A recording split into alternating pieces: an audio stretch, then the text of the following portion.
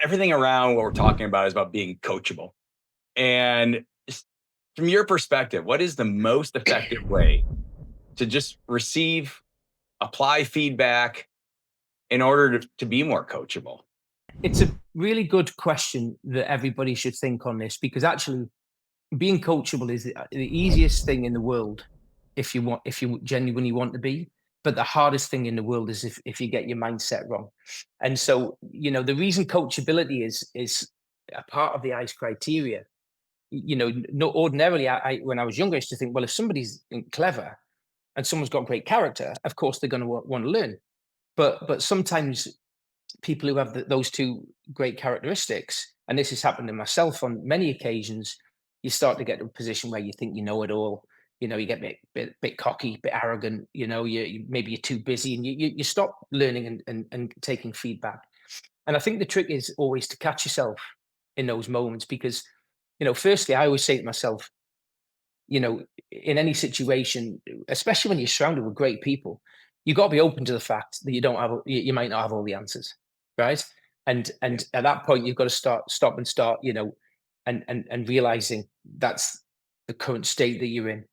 And then when you've got to that point, you've got to listen and like really listen. And this is another thing from McMahon. McMahon was brilliant about this. He used to say you got two ears and one mouth, and nobody uses them in that ratio when you should.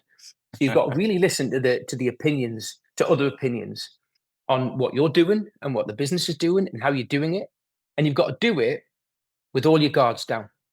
You've got to do it without being defensive, and with genuine openness and curiosity to what somebody's saying to you, as opposed to thinking about, how you're going to respond, or thinking about why you don't think it's right, thinking about what your opinion is. You've got to listen with those guards down. And then what I do in those situations, because you get advice sometimes that's not right, right? But in those situations, then you've got to debate and decide with a really clear head, based on facts and logic, right?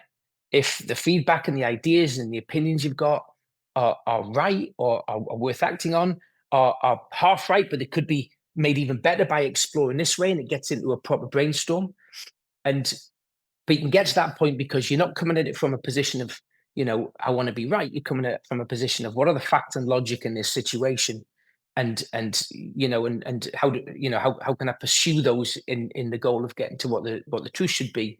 And then the final part is, once you get to that point, you've got to act immediately.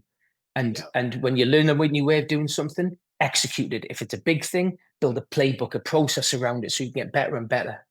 And that's the process I go in my head when I get to the point where I start getting, uncoachable and things like that. Awesome. I Luca, any agree. example? I agree on everything.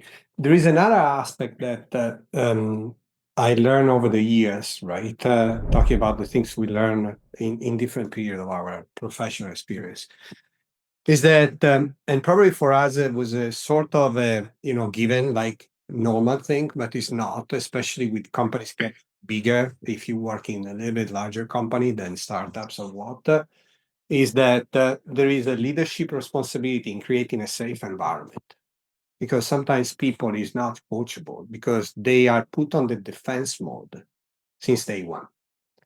While a safe environment doesn't mean that, it doesn't matter if you don't do this. A safe environment is only a safe in terms of that you can say if you disagree on something, and we can debate things, like Jeremy was saying.